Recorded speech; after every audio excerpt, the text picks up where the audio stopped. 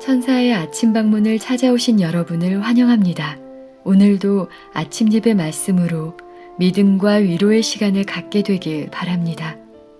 네, 성도 여러분, 지난밤 평안하셨습니까? 이 천사의 아침 방문 아침 예배에 오신 것을 진심으로 환영합니다. 이제 아침 저녁으로 쌀쌀한 기온이 느껴지고 이제 가을이 다가오는 것 같습니다. 계절이 바뀌는 것은 더욱더 주님을 우리가 만날 날이 가까이 다가오고 있다는 것을 증거합니다. 오늘도 이 아침 예배를 통해서 더욱더 주님 앞에 가까이 다가가고 주님의 재림을 기다리는 그러한 신앙으로 준비될 수 있게 되기를 간절히 바랍니다. 이제 함께 기도하겠습니다. 하늘에 계신 하나님 아버지, 오늘 아침을 허락하여 주시고 또 주님 앞에 예배드리게 하시니 감사합니다. 오늘도 하나님의 은혜가 저희를 두르게 하여 주셔서 우리 육신에서 자아가 올라오는 순간에 그것을 십자가에 못 박고 오직 우리 마음에 주님께서 사시게 하여 주시옵소서. 또 우리에게 폭풍우 같은 시험이 혹 몰려올지라도 자비로운 하나님께서 감당할 수 있는 시험만을 허락하신다는 진리를 이해하고 주님을 의지하며 통과할 수 있도록 복음의 능력과 성령의 은혜를 베풀어 주시옵소서. 그래서 오직 이 시험을 통하여서 하나님 아버지께 영광이 되는 삶을 살아가도록 우리를 이끌어 주시옵소서. 오늘 주어지는 말씀에 함께 하여 주시옵소서. 그 말씀이 또한 우리를 능히 소생하고 회복할 수 있음을 우리가 믿사오니 성령을 베풀어 주시고 믿음으로 그 말씀을 받고 풍성한 열매 맺게 하여 주시옵소서. 예수님의 이름으로 기도드립니다. 아멘. 안녕하십니까? 하나님께서 오늘도 저에게 새로운 하루를 주셨습니다. 오늘 우리가 굉장히 중요한 말씀을 살펴볼 것입니다. 오늘 제목은 그리스도의 대표자입니다. 성도 여러분, 무거운 짐을 나 홀로 지지 않고 살려면은요, 성령의 역사에 익숙해야 합니다. 성령을 붙잡고 사는 삶이 무엇인지 정확하게 알아야 하는 것입니다. 그런 면에서 오늘 말씀은 굉장히 중요한 것입니다. 성령은 그리스도의 대표자라고 했습니다. 그리스도가 안 계신 제자들이 얼마나 무기력하고 얼마나 힘이 없었을까요? 마찬가지입니다. 성령이 없는 그리스도에는 아주 무력하고 무능력하게 이 세상을 살 수밖에 없습니다. 왜냐하면 나 홀로 살아야 되기 때문입니다. 왜 성령이 없는 그리스도인이 무기력하게 될까요? 성령이 없으면 세 가지에 대해서 전혀 모른 채 살아가게 됩니다. 아주 무지하게 살아가게 되는 것입니다. 자, 그 말씀이 요한복음 16장 7절 8절에 있습니다. 요한복음 16장 7절과 8절입니다. 내가 성령을 너에게 보내리니 그가 와서 죄에 대하여 의에 대하여 심판에 대하여 세상을 책망하시리라. 성도 여러분, 죄가 무엇인지 모르고 의가 무엇인지 모르고 심판에 대해서 전혀 무지한 채 살 수 있는 것입니다. 누가요? 교회 오래 다닌 분들도 죄가 무엇인지 의가 무엇인지 심판이 무엇인지 모른 채 살아갈 수 있는 것입니다. 실제로 이것이 오늘날 교회에서 벌어지고 있는 일입니다. 그런 분들은 성령과 상관없이 사는 것입니다. 성령의 가장 중요한 이 세 가지 사역에 대해서 전혀 동떨어진 채 살아가고 있다는 것입니다. 그런 면에서 오늘 말씀은 굉장히 중요한 것입니다. 자, 성령께서 죄와 의와 심판에 대해서 책망하신다고 했는데 이 말씀이 무슨 뜻입니까? 성령께서는 과거와 현재와 미래를 깨닫게 해 주신다는 것입니다. 다시 말해서 우리가 범한 과거의 죄를 깨닫게 해 주시는 것입니다. 누가요? 성령께서. 과거의 죄를 깨닫게 해주셔서 우리가 그 죄를 고백하게 하고 회개하게 인도해 주십니다. 그것이 성령의 첫 번째 사역입니다. 이미 범한 죄를 깨닫게 해주고 용서받게 인도해 주시는 것이죠. 두 번째는 현재 순종할 수 있도록 인도해 주십니다. 현재 의의 열매를 맺을 수 있도록 우리의 양심에 대고 책망하시고 말씀해 주시고 호소하시는 것입니다. 그 성령의 음성과 호소를 받아들이는 사람들은 현재 순종할 수 있고 현재 이기는 삶을 살게 되는 것입니다. 그 다음에 세 번째는 미래에 받게 될 심판을 성령께서 깨닫게 해주십니다. 내가 이렇게 세상을 붙들고 죄를 붙들고 살아갈 때 미래에 하나님의 심판을 받게 될 것이라는 강력한 책망을 우리 양심 속에 해주시는 것입니다. 우리 모두는 심판을 통과해야 될 사람들입니다. 성령께서 그 심판을 우리 마음속에서 말씀해 주신다는 것이죠. 그래서 죄책감을 느끼고 자책을 느끼게 되는 것입니다. 성령의 선물입니다. 다시 말해서 성령께서는 우리들이 하나님의 뜻 안에 거하고 구원의 경험을 계속해서 유지해 갈 수 있도록 옆에서 도와주시고 인도해 주시고 말씀해 주신다는 것입니다. 이 성령의 역사에 무지하면 어떻게 될까요? 완전히 길을 잃어버리게 되는 것입니다. 계속해서 읽겠습니다. 보혜사가 와서, 보혜사는 성령이죠. 보혜사가 와서 죄에 대하여 의에 대하여 심판에 대하여 그들을 책망하실 때 하나님의 성령을 거스르지 않도록 조심해라. 성령께서 그대에게 계시하실 것을 기꺼이 분별하도록 하라. 성령께서 우리에게 책망하시고 가르쳐 주실 때 그때가 중요한 때입니다. 그때 우리가 성령께 어떻게 반응하느냐가 중요한 것입니다. 자, 여기서 성령은 보혜사라고 했습니다. 보혜사라는 것은 영어로 comforter입니다. comforter는 필요할 때 도움을 주는 조력자라는 뜻입니다. 우리를 구원으로 인도하기 위해서 늘 옆에서 도와주신다는 뜻입니다. 그래서 이 예수께서 성령을 소개하시면서 또 다른 보혜사를 너에게 보내주겠다고 말씀하신 것입니다. 요한복음 14장 16절에 그 말씀이 있죠. 요한복음 14장 16절입니다. 내가 아버지께 구하겠으니 그가 또 다른 보혜사를 너희에게 주사 영원토록 너희와 함께 있게 하시리니. 예수께서는 성령을 소개하면서 또 다른 보혜사라고 부르셨습니다. 왜 그랬을까요? 왜 또 다른 보혜사일까요? 왜냐하면 예수님 자신이 제자들에게 오셨던 보혜사였기 때문입니다. 예수님도 보혜사였습니다. 그래서 예수께서 또 다른 보혜사를 보내주시면서 성령을 소개한 것입니다. 무슨 뜻인가요? 그 말씀이. 예수께서 제자들과 함께 살면서 먹고 마시면서 그들을 가르치고 설교하고 인도하셨습니다. 그들과 함께 생활하면서 제자들의 잘못을 알려주시고 그들의 부족함을 깨닫게 해주셨습니다. 그들을 양육시켜 주신 것입니다. 그것이 보혜사 그리스도의 역할이었습니다. 예수께서 제자들을 도우셨던 그 방법 그대로, 똑같은 방법 그대로 성령께서 우리에게 오셔서 도와주신다는 것입니다. 그래서 성령을 또 다른 보혜사, 또 다른 예수님의 역할을 맡게 되시는 것입니다. 다시 말해서 예수께서 하늘로 승천한 후에 이 땅에서 예수님을 대신할 또 한 분의 보혜사를 보내주셨는데 그분이 성령이고 우리는 그래서 성령께 익숙하고 성령께 날마다 나가서 말씀을 들어야 되는 것입니다. 제자들이 아침마다 일어나면 예수님에게 나가서 그분의 말씀을 받고 그분의 인도를 받은 것처럼 우리도 아침마다 일어나면 오늘 하루 나를 인도해 주실 성령께 나가 그 보혜사를 받아야 되는 것입니다. 보혜사란 컴포터는 항상 우리 곁에 계셔서 위로하며 길을 인도해 주는 분이라는 뜻입니다. 자, 그런데 이 성령 보혜사는 우리가 원하고 간구하고 필요로 해야만 우리에게 오셔서 적극적으로 역사하실 수 있는 것입니다. 우리가 관심이 없고 우리가 무관심하면 성령께서 우리에게 오실 수가 없는 것입니다. 우리는 온 마음을 다해서 성령을 간구해야 합니다. 성령의 임재에 친숙해져야 합니다. 양심을 통해서 말씀하시는 성령의 음성을 하나님의 음성으로 받아야 하는 것입니다. 성령께서 우리에게 그렇게 역사하고 호소할 때 그것을 받아들이는가 거절하는가에 따라 우리의 운명이 결정되는 것입니다. 성도 여러분, 굉장히 중요한 것이죠. 오늘 하루 우리가 성령의 음성, 우리 양심 속에서 말씀하시는 성령의 음성을 들으면서 살아간다면 그것은 오늘 성령을 붙잡고 동행하는 삶이 되는 것입니다.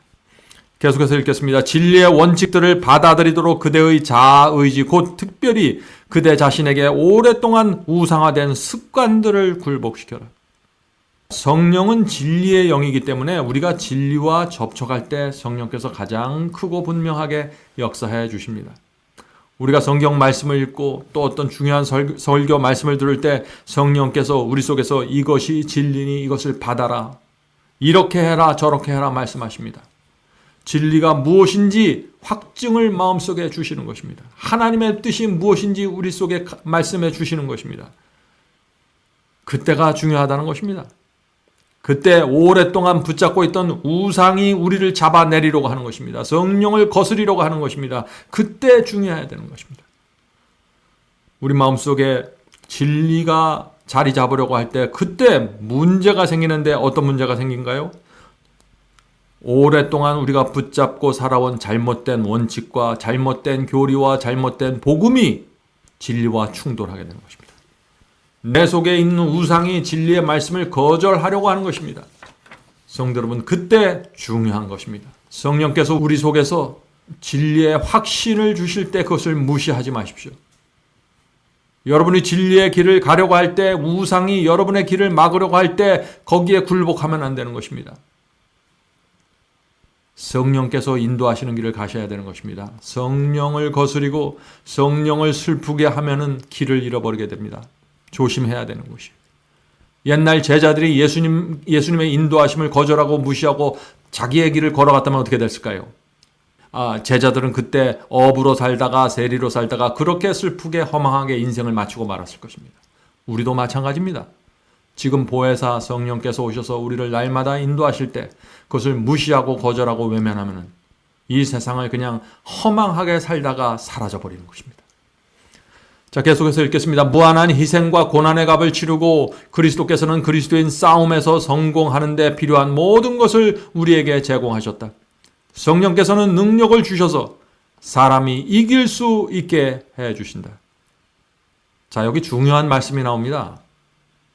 그리스도께서는 누구에게 힘과 능력을 주신다고 했죠? 그리스도인 싸움에서 성공하는 데 필요한 것을 제공하신다고 했습니다. 성도 여러분, 성령께서 어떤 사람을 그렇다면 도와주시고 힘을 주실까요? 죄와 유혹과 싸우는 전쟁에 나가서 승리하기 원하는 사람들을 집중해서 도와주시는 것입니다. 성령께서는 우리가 하나님과 사탄의 전쟁에서 나가서 투쟁하면서 이기려고 할 때 적극적으로 우리에게 오셔서 도와주신다는 것입니다. 우리의 승리를 통해서 하나님께 영광을 돌리게 하기 위해서 성령과 천사들이 우리를 도와서 역사해 나가는 것입니다. 성도 여러분, 이것이 성령의 역사에 있어서 굉장히 중요한 것입니다. 오늘날 교회에서 사라진 신앙이 무엇입니까? 그것은 전쟁에서 승리하기를 소망하는 신앙이 사라져버린 것입니다. 하나님을 위해서 내가 싸워야 한다는 이 믿음이 사라진 것입니다. 길을 잃어버린 것입니다. 성령께서는 우리가 영적인 전쟁을 위해서 나가서 싸우려고 할 때 우리를 준비시켜 주십니다. 그래서 내 불완전함과 내 실수와 내 연약함을 깨닫게 해주시고 고쳐주기를 원하시는 것입니다. 마치 예수께서 제자들의 문제를 고쳐주려고 애쓰셨던 것처럼 성령께서 날마다 우리에게 오셔서 말씀해 주시는 것입니다. 네 문제가 무엇이다. 이것을 고쳐야 된다 하고 말이죠. 그래서 누구든지 하나님을 위한 전쟁, 죄와 세상을 이기는 전쟁에 나가려고 준비할 때 성령과 가장 가까운 관계에서 길을 걸어갈 수 있게 되는 것입니다. 그런데 문제가 있습니다. 성령께서 우리의 성품을 고쳐주시고 삶을 고쳐주시려고 하실 때 우리 마음속에 고민이 생기는 것입니다. 왜 고민이 생길까요? 왜냐하면 내 마음은, 내 뜻은 성령과 충돌할 수 있기 때문입니다. 내 속에 있는 이기심과 게으름은 성령의 고치심을 싫어하기 때문입니다. 그래서 기도해야 되는 것입니다. 성령을 붙잡고 씨름하셔야 됩니다. 자, 죄와 전쟁하고 세상과 전쟁에서 이기기 위해서 애쓰고 애썼는데 수없이 실패해온 사람들이 있습니다. 수많은 실패를 한 사람들이 있어요. 그런 사람들은 어떻게 될까요? 하나님께 나가 이렇게 기도하게 되는 것입니다. 주여, 이제 항복합니다. 제 힘으로는 더 이상 싸워서 이길 수 없다는 사실을 제가 알게 되었습니다. 도와주시옵소서. 저는 이기기를 소원합니다. 죄가 싫습니다. 그러나 제 힘으로는 무능력합니다. 하나님께서 성령을 보내주셔서 저를 도와주셔야 합니다. 성도 여러분, 죄와 세상과 치열하게 싸워보지 않는 사람은요, 내 자신이 얼마나 힘없고 무기력한지 모릅니다. 그래서 주님을 믿는다고 해도 그 믿음이 아주 얄팍하게 되는 것입니다.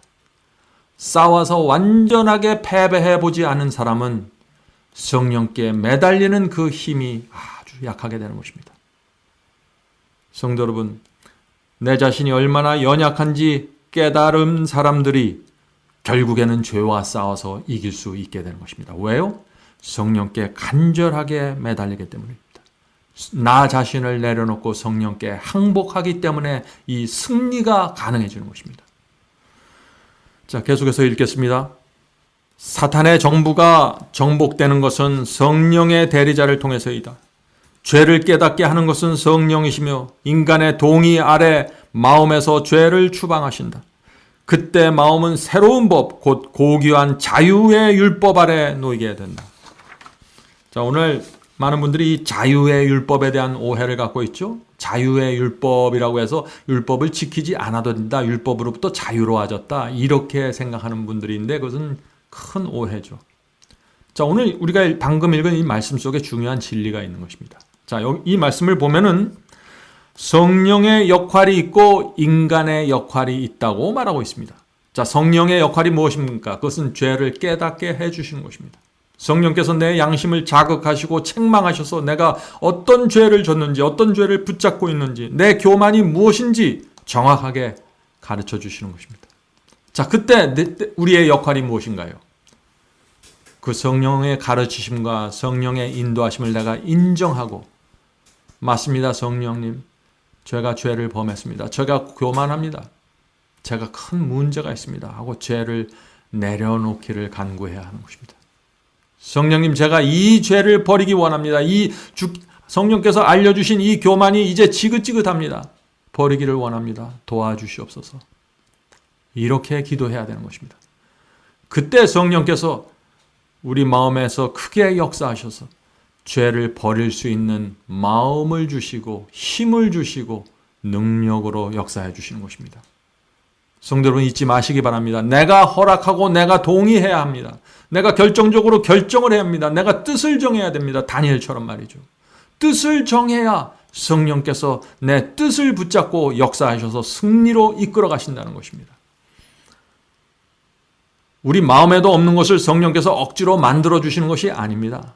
구원의 역사는 내 뜻과 내 의지와 거슬려 올라가지 않는 것입니다.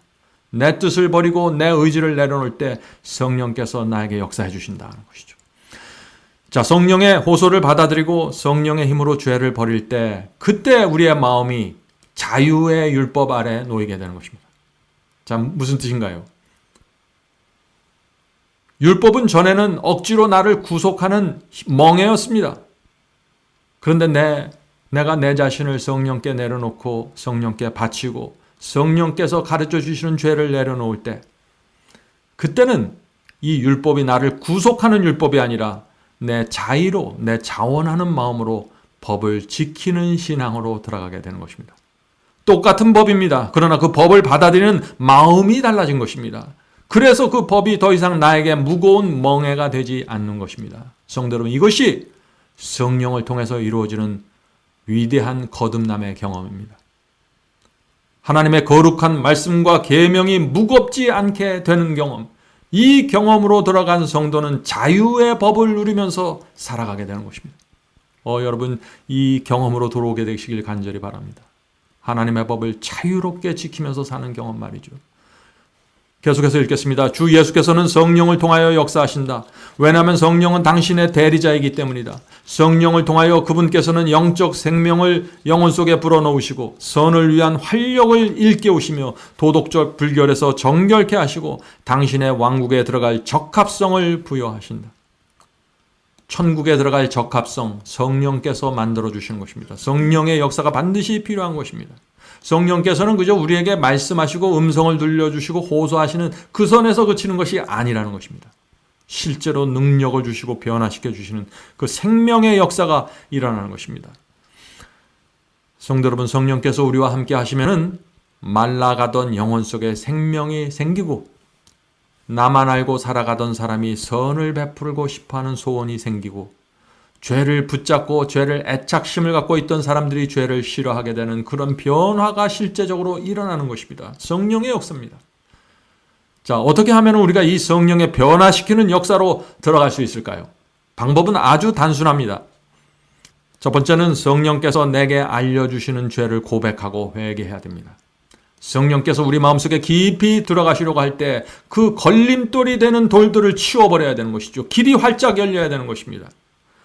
고집하던 죄의 짐을 내려놓아야 하는 것입니다. 오호라 나는 곤고한 사람이로다 누가 사망의 몸에서 나를 건져내려 하는 이 절규가 우리 속에서 터져나와야 되는 것입니다. 성령께 매달리는 절규 말이죠.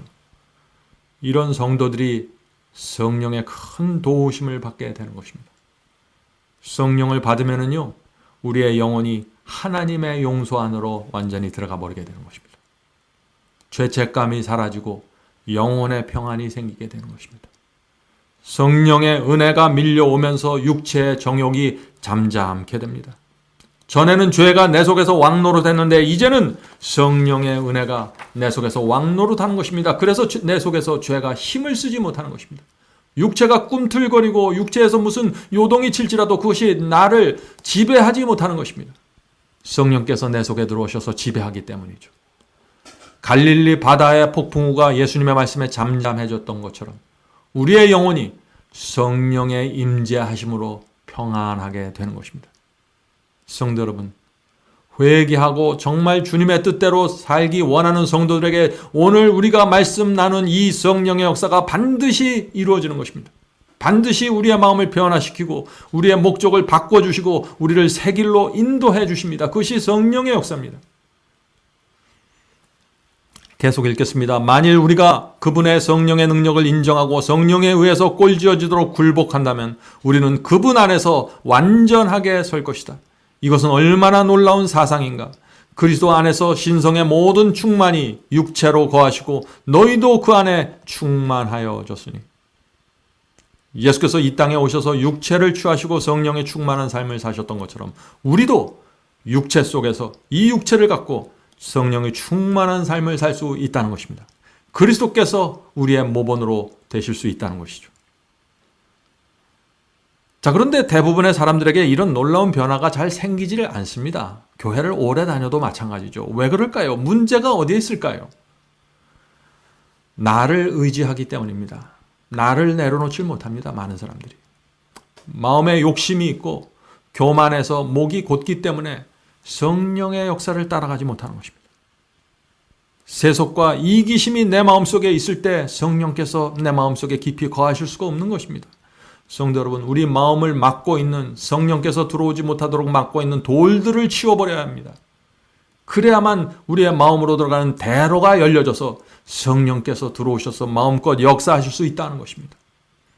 성령의 인도를 따라간다는 것이 어떤 경험입니까? 그것은 이것이죠.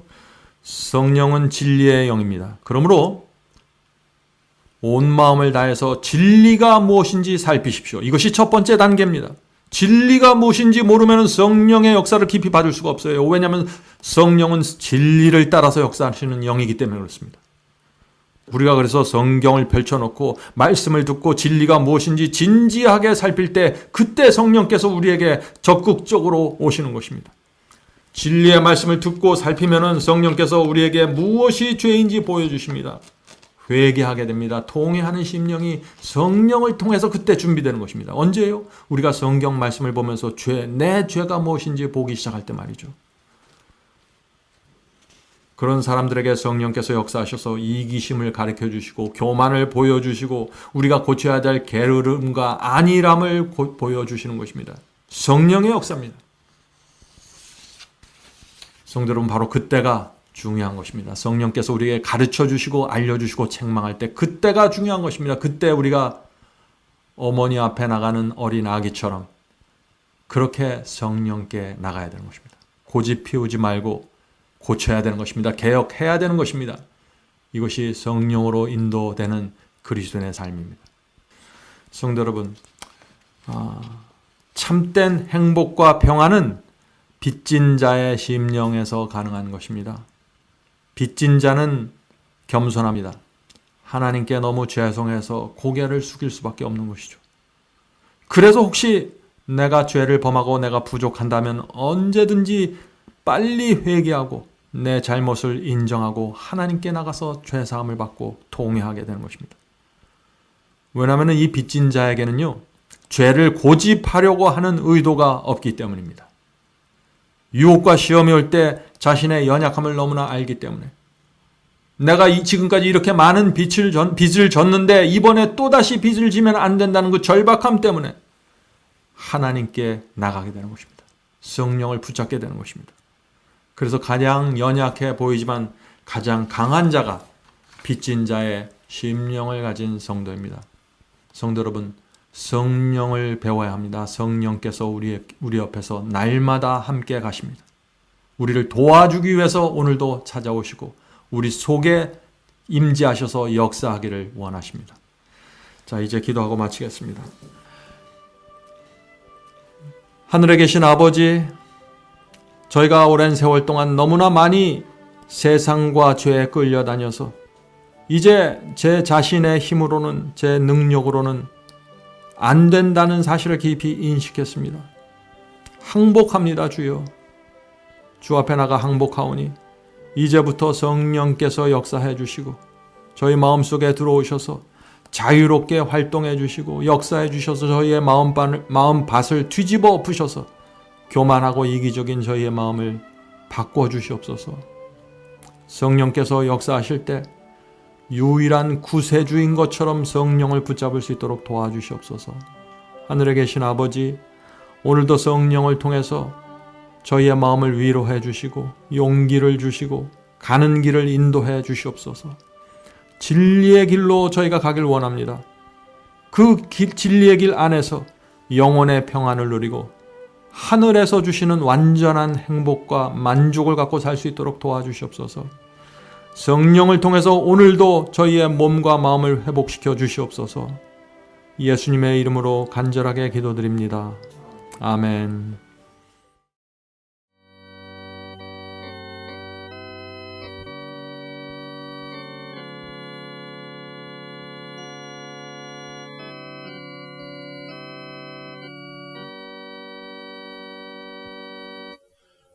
나의 죄를 대신하여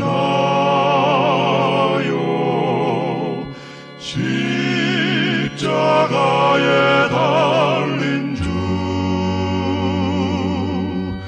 내 어찌 주님의 가슴에 못을 칠 수 있을까?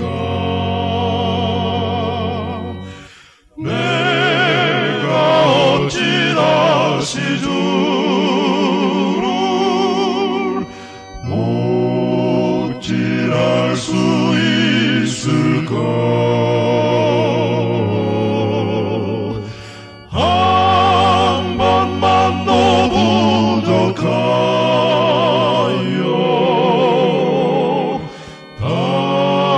다시 고통 들일까? 나를 심히 사랑하사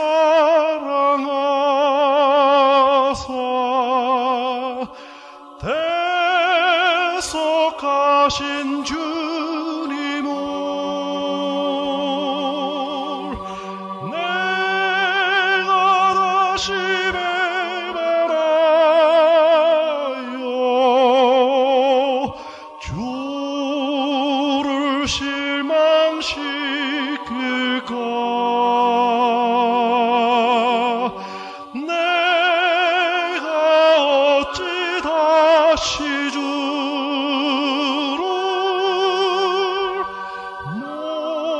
못질할 수 있을까?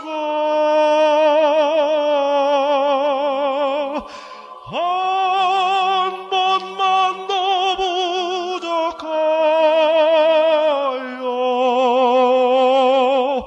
다시 고통 누릴까? 내가 어찌 다시 주를